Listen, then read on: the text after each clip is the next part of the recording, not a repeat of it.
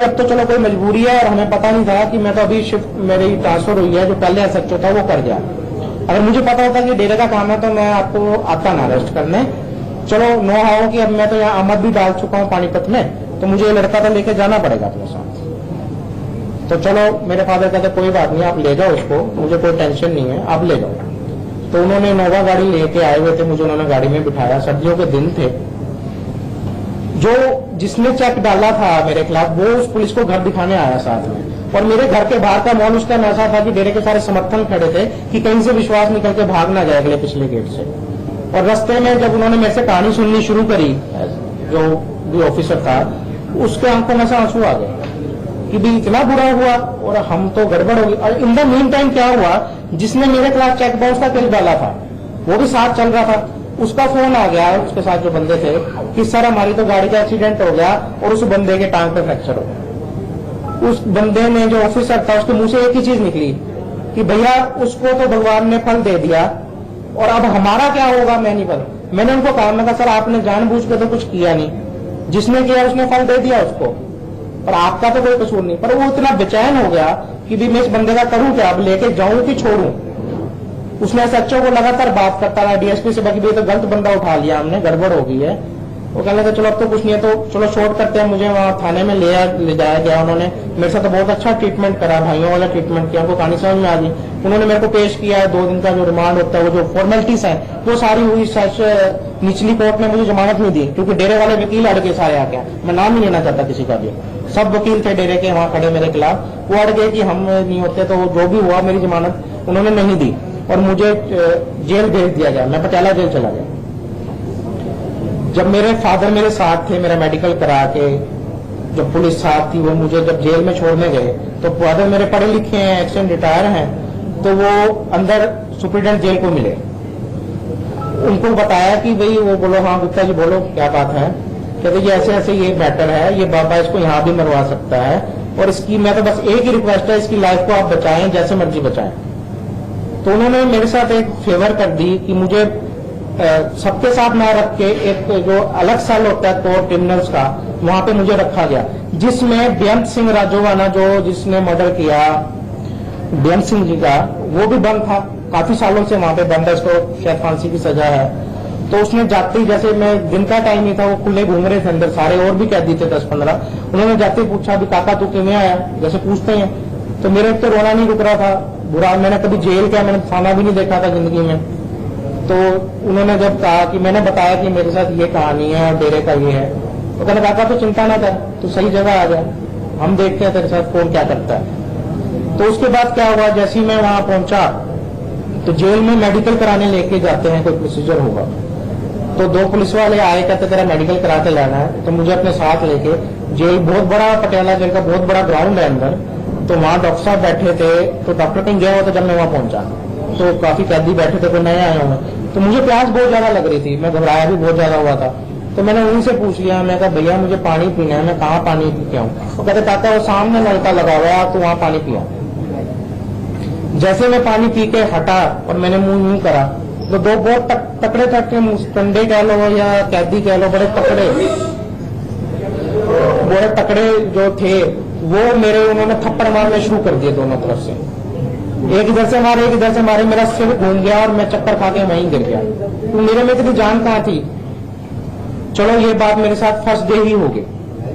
वो रात मैंने बड़ी मुश्किल से काटी, जेलर ने मुझे 1-2 बंदे भी दे दे कि ये लड़का डरे ना रात को या कोई प्रॉब्लम ना है। मैंने रोटी नहीं खाई उस दिन, तो मेरी रोटी जा ही नहीं सकती थी अंदर, मेरे साथ इतनी बड़ा सिस्टम हुआ था।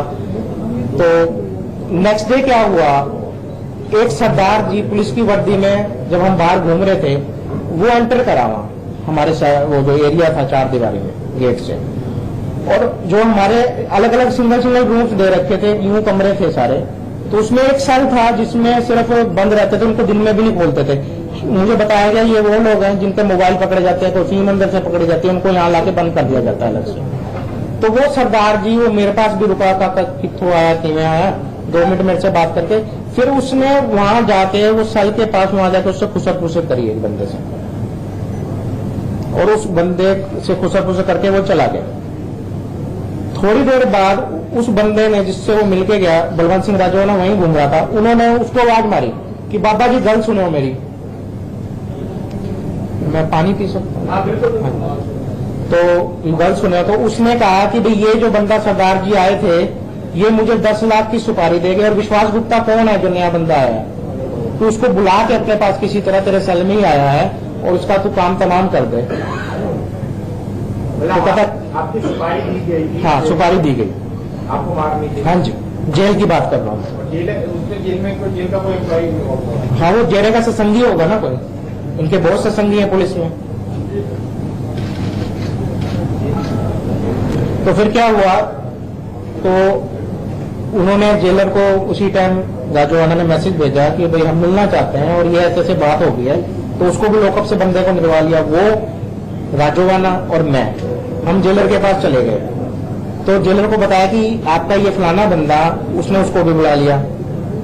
उसने जेलर ने उससे एक क्वेश्चन पूछा कि मुझे एक चीज बता, तेरा वो क्रेडिट एरिया ही नहीं है, तू एरिया में जा ही नहीं सकता, तेरा मतलब ही, तू पहले तो गया कैसे वहां?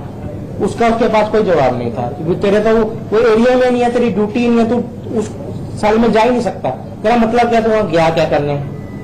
और तू वो जो बंदा वगैरह है इसने मुझे सुपारी दी, वो उसके मुंह पे बोल रहा है, वो नार नीचे करके बोलता है, उसके पास कोई जवाब नहीं था, वो चुप रहा बंदा।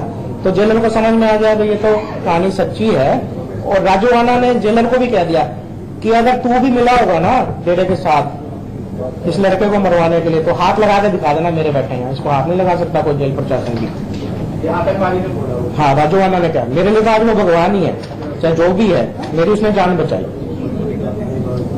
तो फिर क्या हुआ, उन्होंने डीजीपी जेल भी आ गया, जो एक लेटर मेरे हाथ से लिखवा के एक आउट भी कर दी राजोवाना ने, वो जितने भी ट्रिब्यून थे पंजाब के उस टाइम सारा छप भी गया कि भाई बाबा की इतनी ताकत है कि वो जेल में मरवा सकते। तो उन्होंने क्या करा, अपनी इज्जत बचाने के लिए उन्होंने प्रेस में ये दे दिया कि भाई ये तो लड़का आया था, इसके साथ लड़ाई होगी, क्या सुनी होगी, बाकी वो उसको गोलमोल करके वो मैटर खत्म कर दिया गया। और जेलर मेरे को रोज बुलाता कि भैया तेरा कब जमानत होगी, तू यहाँ से जा।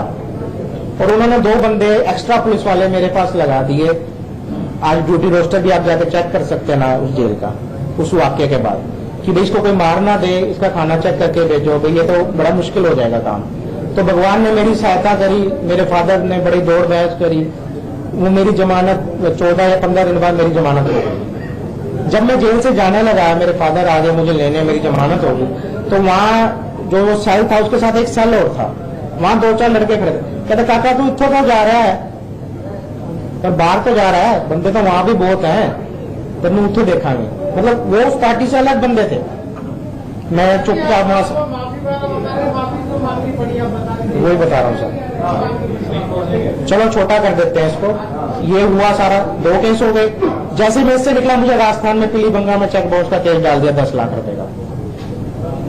ठीक है, उसमें मेरे बड़ी मुश्किल आई, मैं बड़ा भागा, मेरी एफआईआर हुई, मेरे को हाई कोर्ट जोधपुर से मेरे फादर जाके वहां बहुत कुछ हुआ। उसके बाद भी जज ने बाहर होके मेरे अरेस्ट वारंट काट दिए, और मेरे पास 2 केस और मेरे फादर इन लॉ ने सिरसा में करे, टोटल मेरे पास 5 केस हुए, और ये मैंने 4 साल भुगता।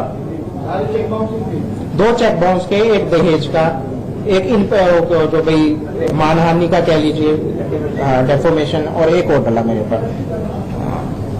तो ये मेरे पे इतना प्रेशर बना दिया गया कि मेरे पास कोई चारा नहीं रहा। मेरे खुद के वकीलों ने मुझे सलाह देनी शुरू कर दी कि ये राजस्थान में जो केस है इसमें आपको कन्विक्शन करवाएगा बाबा, छोड़ता नहीं किसी भी कीमत पे।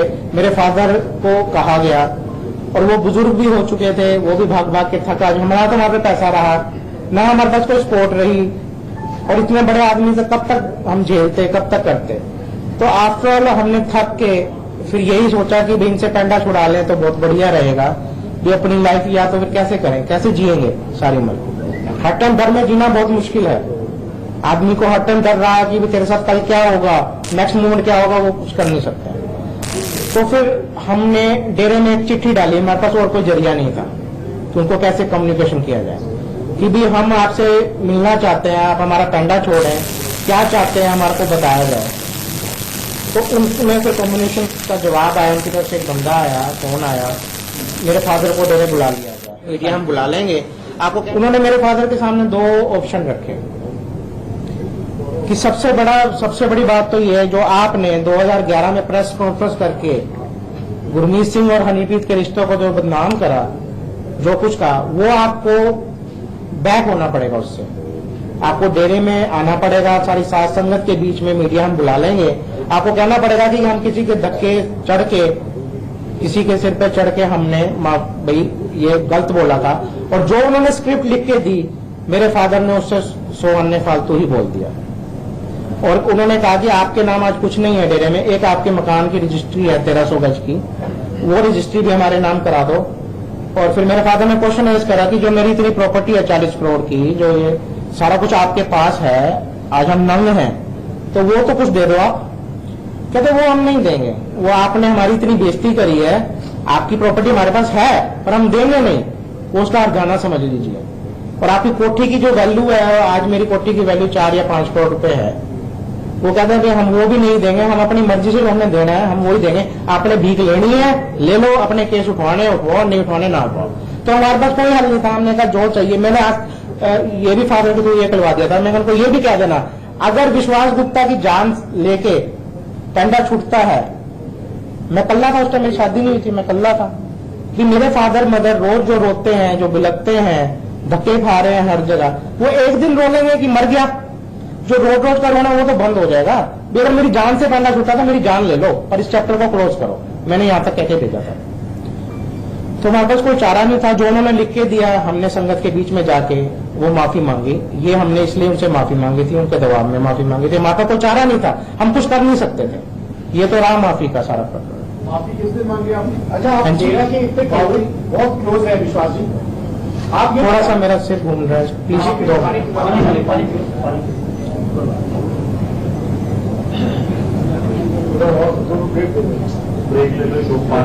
हाँ थोड़ा सा घूम, चक्कर से आ रहा है।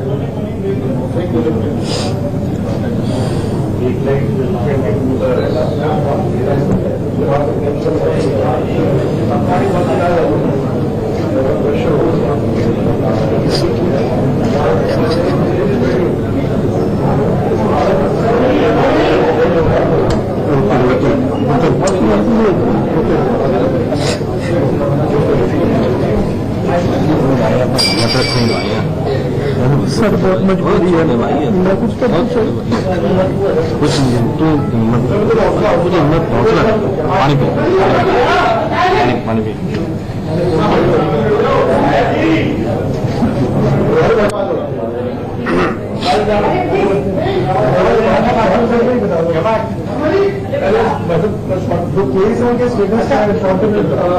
उसके बाद क्या हुआ, जब हमने माफी मांग ली तो विद इन 4-5 डेज, डेट मुझे याद नहीं है, मेरे फादर को याद है, डेरे ने मेरे को म्यूचुअल डिवोर्स का केस उस लड़की से डलवा दिया, हमारे रजामंदी से।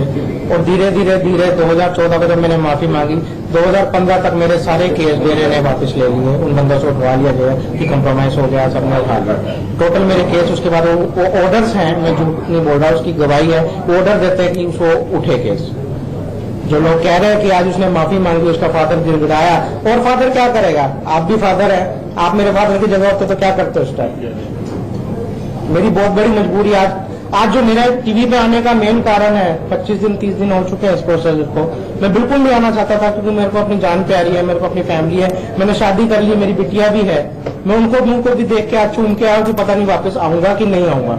क्योंकि आज गुरमीत सिंह अगर जेल में भी है, वो इतना ताकतवर है, मैं उसको बहुत पर्सनली बड़ी नजदीकी से जानता हूँ, बहुत जहरीला आदमी है, वो मेरे प्रति कभी जहर बन नहीं हो सकता। और आज मैं प्रेस कॉन्फ्रेंस करके जा रहा हूँ, आपको पता नहीं जिंदगी में दोबारा मैं मिलूं ना मिलूं, मैं इसकी गारंटी नहीं करता, मेरी और मेरी फैमिली। और मेरे खिलाफ जो केस उन्होंने उस टाइम डाले, हो सकता है संगत से उनको लगा के अब मेरे खिलाफ कितने हर स्टेट में केस डल जाए, इसकी भी मैं कोई गारंटी नहीं देता। अच्छा विश्वास जी, एक सवाल अगर आप जवाब देंगे तो पूछे आपसे। सर मेरी एक ही रिक्वेस्ट है, मेरी हार्ट बीट तेज हो रही है थोड़ी, आप थोड़ा इसको जल्दी खत्म करें, और उसके बाद आपने कोई पर्सनल क्वेश्चन करने हैं वो अलग आप प्लीज ले लीजिए, मैं कर नहीं पाऊंगा, और ज्यादा करेंगे तो मेरे से हिम्मत नहीं है बोलने की, मैं बड़ी मुश्किल से।